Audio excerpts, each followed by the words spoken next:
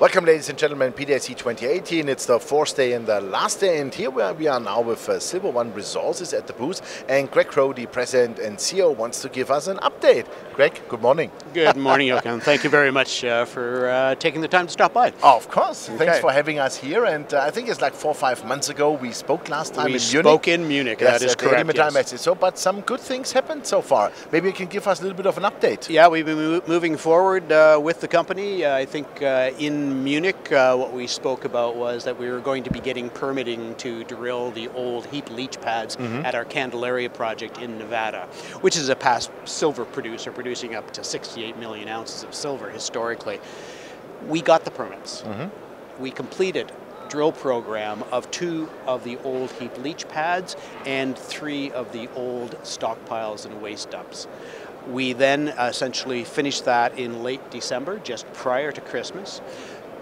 We have now compiled all the samples. They are in the labs being analyzed. We're getting results coming back. Once we get all those results, which is imminent, then what we'll do is we make composite samples, and with the composite samples, we then send them in for metallurgical testing. That's very important, and the reason is because even though the heaps average 40 grams per ton on the historic resource, and that's a very good grade when you look at what's happening elsewhere in the state of Nevada. We've got Core Mining essentially processing similar material plus some fresh oxide material from heaps at their Rochester mine in northern Nevada, and they're processing at a head grade of about 15 grams per ton silver. We've got 40 grams, but these have been leached once in the past, so how much more of that can we get out? Hence, we need to do that metallurgical testing. It's going to be a 3-4 month process to get all those results, but we'll be getting intermittent results as time goes on, and we'll keep our investors updated with respect to that. And how long do you think will the whole process go? Until you have the real final results, I mean metallurgy and all that stuff. How long will it take? Well, so, essentially, if we get the metallurgical results, let's say 4 to 5 months, then what we do is we make a decision saying, okay, we're going to go forward with a full study to determine the economics of bringing this back into production. We're all waiting for the imminent return of healthy silver prices. That will certainly help, and I think that based on world events and the way things are unfolding, that's not going to be too far away. So hopefully it'll coincide with us getting our metallurgical results back. Okay, super. So I think that's a first great step to production, of course, and I think it's even the most important one, because you can have as much metal in the rock, if you don't get it out, it's nothing worse. That is true. Unless somebody else wants it because they think they can get it out. That's a different story. About silver. Everybody wants silver. Great. So what else are your plans in 2018 now? I'm pretty sure you want to drill some stuff, right? Yeah, essentially what we're doing as well is down the road, we have 2 other targets at Candelaria. One is when Silver Standard did their large drill program back in the early 2000s. They had numerous intercepts down dip outside the current resource area with high-grade silver values greater than 300 grams per ton. One value in particular stands out, 14 meters of 670 grams per ton.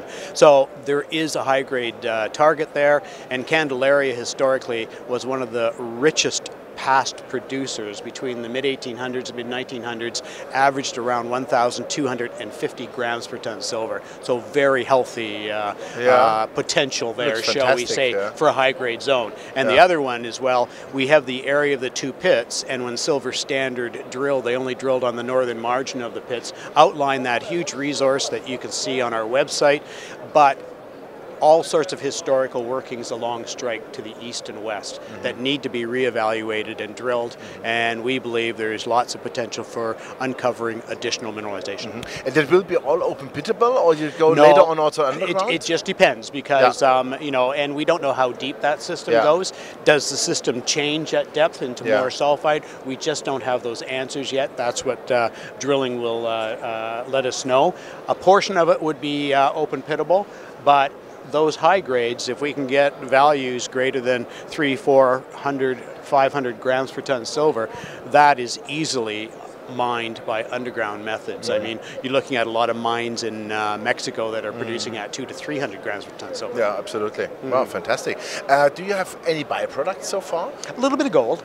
Oh, that's not bad to have, I would but it's say. just a little bit, just a little bit. But what's interesting is as they get deeper in the holes, you're starting to see a little bit of lead zinc creep in there. Okay. And that's what I'm saying, as you go deeper, are we going to get into more of a traditional lead zinc silver association with a little bit of gold as a byproduct? And there's nothing wrong with that. But right now, we've got lots of silver just in the upper oxide, which hopefully we can get to the reprocessing stage.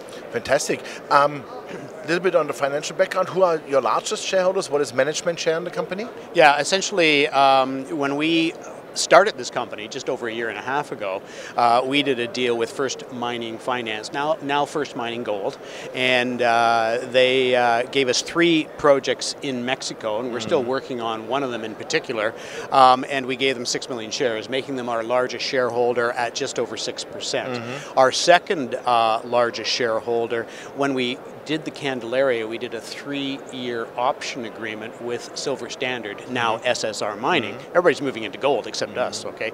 Makes a great potential for us to be a premier silver company. But in essence, what we have to pay them is US $4 million in 4 tranches over 3 years. We've made 2 payments, issued to them about 4.2, 4.3 million shares so far to date, and that makes them our second largest shareholder. Management on a fully diluted basis has about 7.5%, and then other key shareholders, you know, some of the principals and some of you know, First Mining Finance and those other groups that are associated, another 35%. Good, perfect. How much money is left in the bank? We've got about just over 3 million left in the bank, and we're plugging away and doing what we need to do. If we really want to get aggressive and start drilling some of these deeper targets, we may have to look for additional financing. So, of course. But that's down the road. Super, perfect. Well, Greg, thanks for the update. That was smooth and fast. I like that. Good. So we look forward to the metallurgy, of course. Yes, indeed. And I hope that you, quite soon then will start to build a production site. That's what we aim for as well. And we hope to see you, if not before, at least in Munich next year. Absolutely. Now we come to Vancouver in July. Oh, July. Okay. Yes, okay. I'll try and be around. Super. Great. Okay. Thank you very much. Okay. Thank you. Yeah, ladies and gentlemen, it was Greg Crowe, the President and CEO of Silver One Resources. And you heard it. They're working on the metallurgy, which is really key for the success in the future, because when you get out the metals of the rock easily and in a nice, smooth way, that's how you make the money finally. And that's important for your production decision. And so, yeah, we will see. The drills will turn also soon again. And Silver One has done so far a great job. And let's hope we're going to see them soon, but surely then in production, hopefully. Okay, that was it from Toronto. Thank you very much. Bye-bye.